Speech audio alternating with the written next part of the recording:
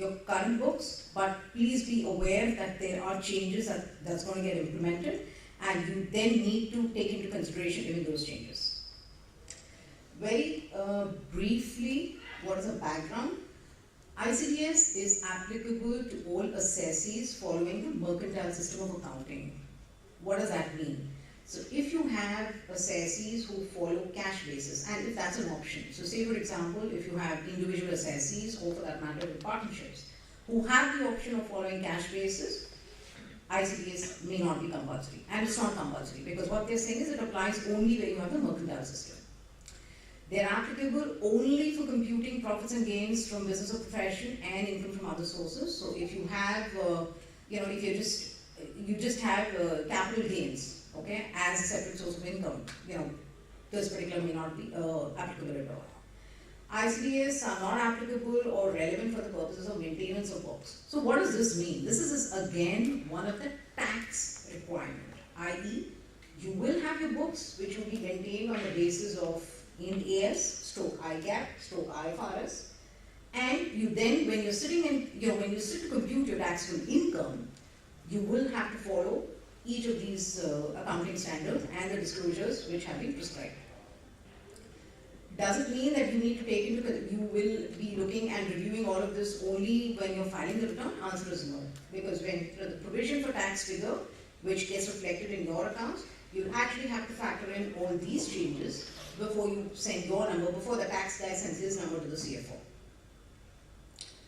ICD specify that in case there's a conflict between the provisions of the Act and the ICDS, clearly provisions of the Act will prevail. And that's general principle, but that's also being specified. All the ICDS except the ICDS on securities, which applies to, again, business income from securities trading, they outline transitional provisions from the pre-ICDS to post-ICDS, because there are changes, and it's important when you look at your calculations, you need to understand what is the impact. Because whenever there's a change that's introduced, you need to know what's the impact, right?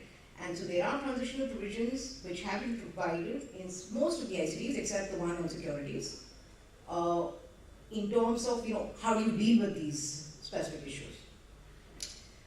There's also a quick recap in terms of words and expressions used and not defined in the ICDs. You go back to the Act, and clearly will have the meaning assigned to them in the Act. Here is the big one.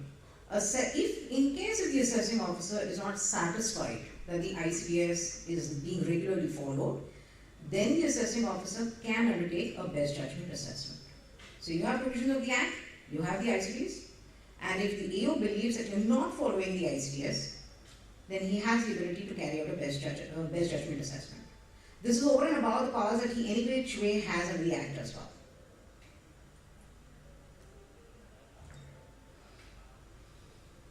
Key pointers, and basically something that we just need to think about. You do have judicial proceedings which have currently laid out some of the principles, especially when it comes to recognition of income, especially when it comes to valuation of inventories, especially when it comes to what expenses could be capitalized. The question really is, what happens to the status? What is the status of those binding judgments, basically the ICDS? Clearly, you have income computation and disclosure standards that have been modified, but there are two additional steps that have to be taken. One is, because this talks of disclosure, because this is purely focused on tax and how you compute your income, necessary changes will be warranted and has to be carried out in your return of income, the form, basically the ITR form. There will be changes in the 3CD, and of course, clearly there could be some changes even in the 3CEB, which is your transfer pricing report. So what does ICDS 1 talk about? So that talks about the accounting policies. Clearly what they've done is, while they have notified the ICDS, normally when you talk about an accounting policy or an accounting standard, prudence and materiality is always something which will always hit us as a chartered accountant, as an auditor.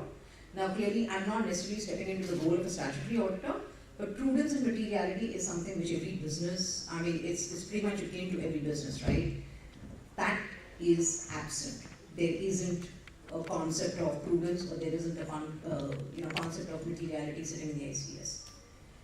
Concept of reasonable cause for change in accounting policy is again not defined. Mark-to-market losses, which normally until today, businesses would do it probably each security or each script. Clearly, they say that mark-to-market losses should not be recognized, but at the same time, they're silent on the mark-to-market gains. First time I've seen a concept where losses are not recognized, but there's silence on the gains. So, what is the thinking here? Are we thinking of looking at notional income? And does that really, I would say that it does make sense. Valuation of inventory. What I've done is I've just, basically picked up points from these ICDs, because I'm not getting into too much of detail, because in 15 minutes it's difficult. But I thought it's important just to highlight some of the aspects which merits attention. Okay, so that's why you will just find 2-3 bullets under each of these accounting standards. Valuation of inventory. There is no discussion. All along, if you read the accounting standard or the ICDS on inventory, they talk about the manufacturing sector. There's no discussion on what happens to services industry. Exclusion of standard costing as a method of valuation of inventories. This is a big one, especially for companies in the manufacturing sector, because how do you really, so A, for my books, I would have applied standard costing. Most of the corporates do that. And for tax purposes, standard costing is not a recognized method. So are we saying that we didn't need to revalue inventory? And how do you then really need to, probably look at your opening balances as well? There's a gap here. I think this is something which merits attention. Construction contracts. Okay.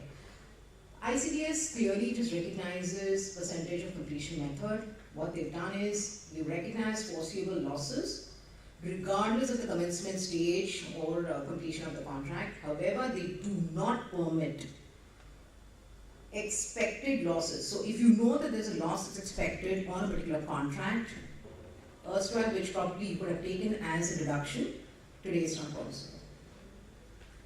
Potential, and what would this lead to? There could be a potential mismatch between your book profits, wherein you will follow accounting standards, and the way you're going to sit and compute your taxes, MAT.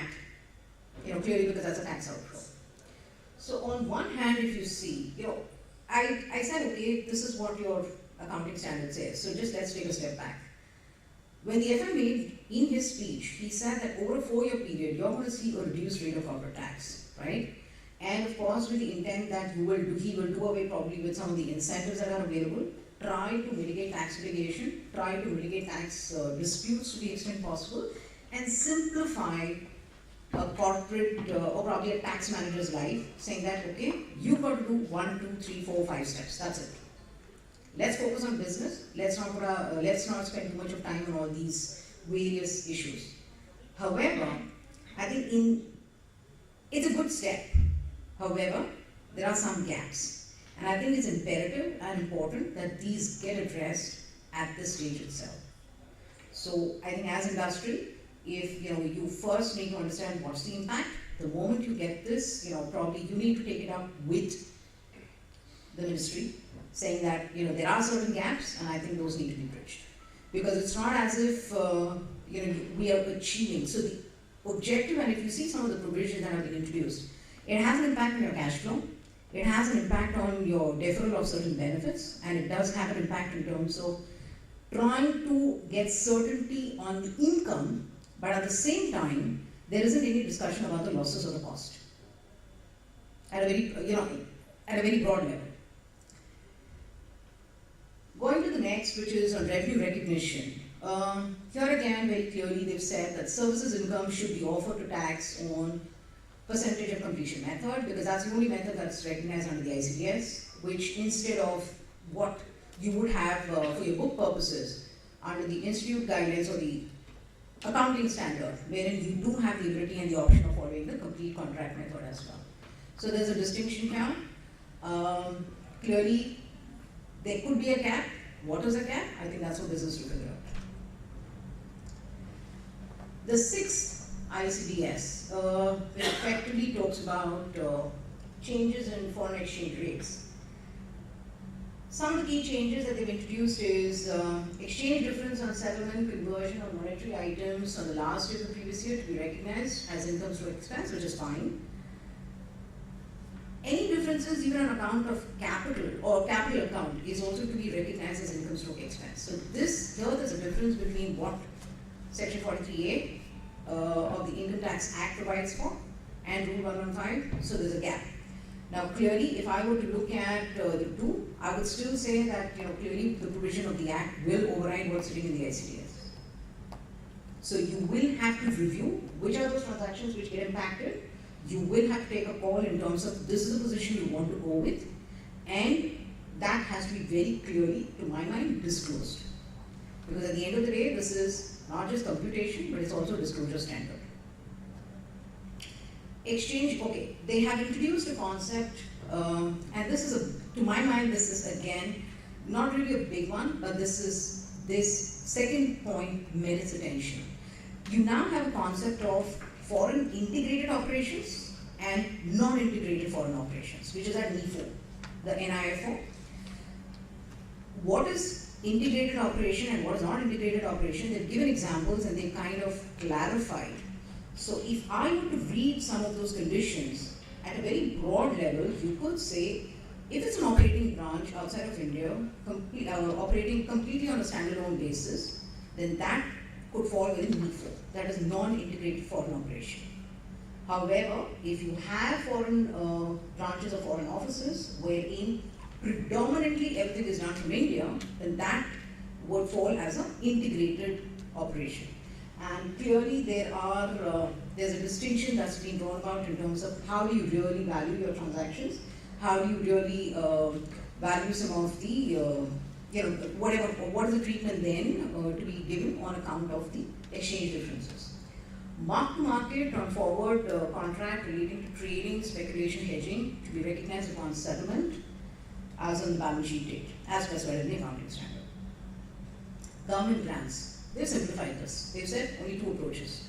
Either you reduce it from the value of the asset or you offer it as an income.